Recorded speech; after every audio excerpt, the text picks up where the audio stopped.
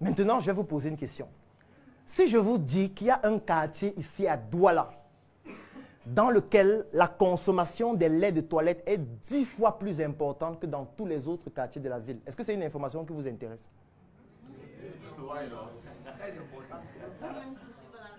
Je vais aller plus loin.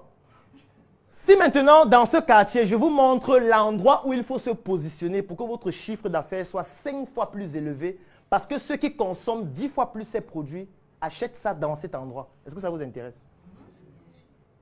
Est-ce que vous serez prêt à payer pour avoir une information pareille?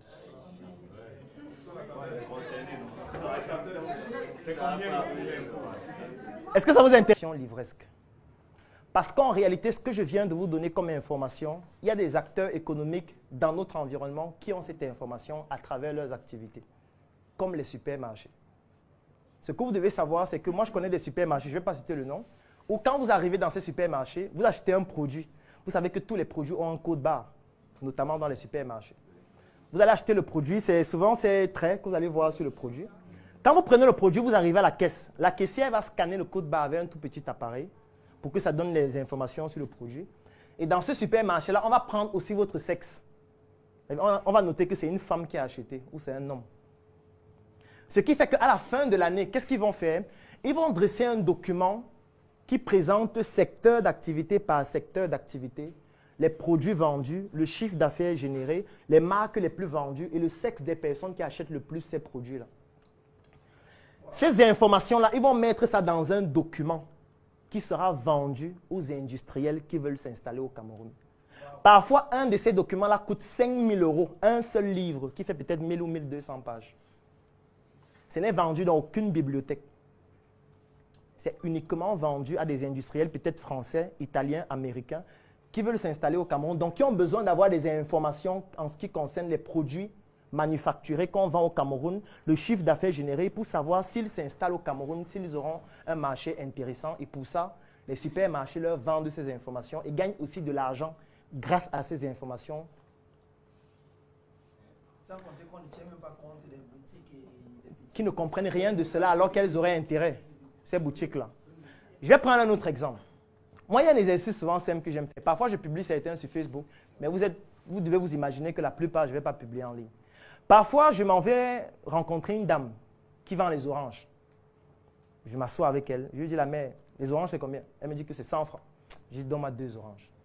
Je m'assois, je suce, je dis que la mère, je ne sais pas si tu ressens que le pays ici est devenu dur comme moi. Elle dit que mon fils. Tu ne ressens pas ça. Je ressens ça peut-être. Elle me dit, je finis d'abord de sucer l'orange, bien. Quand j'attaque la deuxième orange, j'achète encore 2. Je dis, même encore 2 oranges de plastique. Je dis que la mère, les oranges, si tu t'en sors avec ça. Parce que moi, j'ai fait la médecine, docteur au chômage. Ah, bientôt 7 ans, ici au chômage. Elle dit que mon fils, ouais, je sais que c'est dur, mais moi, je fais mes oranges, je vais faire comment? Je dis que, mais tu peux vendre combien d'oranges par jour? Elle dit, ah, parfois, je peux vendre 150 oranges, 200, ce n'est rien. Je dis, attention, 150.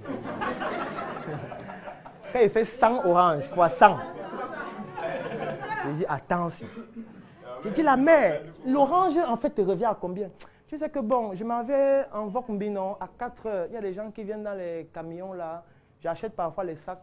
Et puis bon, par orange, je peux avoir les marges parfois de 60 francs, 70 francs. Je me bats aussi, mon fils. Et, après, je dis à la mère que, mais pourquoi tu vends ici? Pourquoi tu ne vends pas plutôt là-bas? Que mon fils, tu sais qu'avant, je marchais avec le plateau.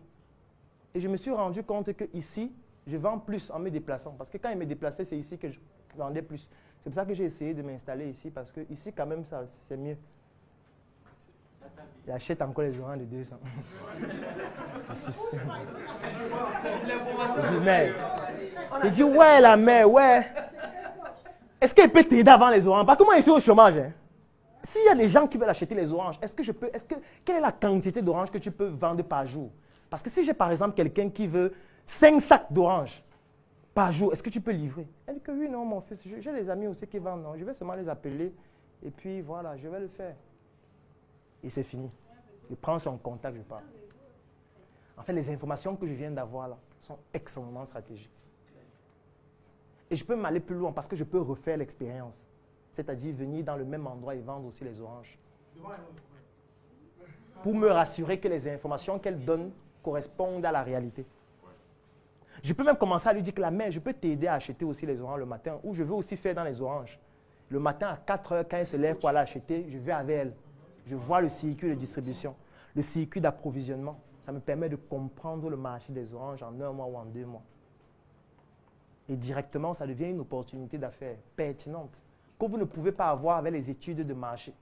Parce que quand vous allez dire à quelqu'un, est-ce que tu suces souvent les oranges? Il va dire, mais bien évidemment. Parce que les gens veulent être socialement corrects. Tu vas lui dire, la dernière fois que tu as sucé l'orange, c'était quand même la semaine passée. Tu suces souvent combien d'oranges par mois? 3 oranges. Tu pars faire tes calculs. Je me suis rendu compte que 60% des personnes qui sont à droite là sucent les oranges, 3 oranges par jour. Tu pars, tu investis ton argent. Quand tu fais faillite, tu dis que vraiment Dieu ne m'aime pas, le pays tue les jeunes, etc. Non, c'est parce que tu as des informations socialement correctes.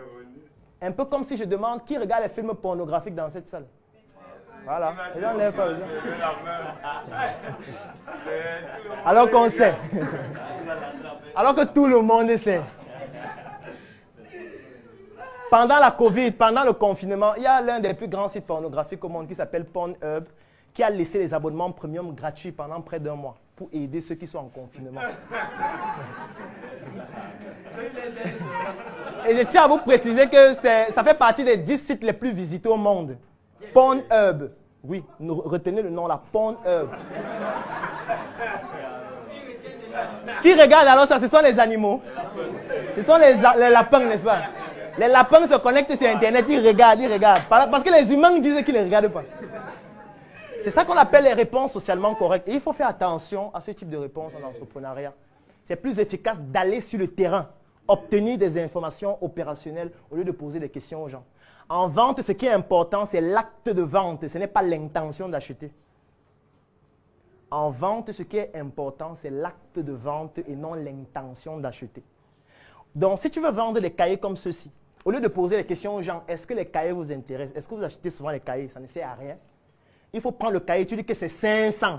Et tu vois le nombre de personnes qui te donnent 500 et qui achètent. C'est cette information qui est pertinente. C'est de ça qu'il s'agit. Et la curiosité de le faire. Aujourd'hui, nous sommes aussi en train de vouloir le faire avec les boutiques. Parce qu'en réalité, les boutiques sont plus stratégiques que les supermarchés. Parce que les boutiques sont dans les quartiers. Donc, nous sommes en train de travailler avec certaines boutiques pour faire des statistiques sur certains produits. Ça va nous permettre de comprendre le comportement sociologique des personnes qui habitent dans ces quartiers et beaucoup plus facilement identifier que dans ce quartier, les œufs se consomment 50 fois plus que dans les autres quartiers. Afin d'orienter un opérateur économique qui veut investir dans les œufs, que si tu vends les œufs, tu dois être dans tel quartier et tu dois te positionner à tel endroit. Et qu'est-ce qu'on peut faire? On peut mettre ça dans un livre et le vendre très cher. Et ce livre ne sera pas vendu sur Internet comme vous voyez là. J'offre 3 mois d'accompagnement sur mesure gratuitement à tous les membres de la Startup Academy. La Startup Academy, c'est cette initiative qui a vu le jour en 2016 et qui est basée sur un trépied que nous appelons le trépied idéologique qui comporte la sensibilisation en ce qui concerne l'entrepreneuriat, la formation sur tous les métiers et les secteurs d'activité qui tournent autour des opportunités d'affaires et enfin l'investissement dans des projets. Que vous soyez un débutant, un étudiant, un entrepreneur ou alors toute personne qui est intéressée par les affaires, durant cet accompagnement qui va durer 3 mois et qui est entièrement gratuit, vous allez bénéficier de notre retour d'expérience, de notre visibilité et surtout de nos stratégies qui vont permettre à votre projet de pouvoir décoller. Je vais laisser un lien dans la description de cette vidéo et en commentaire.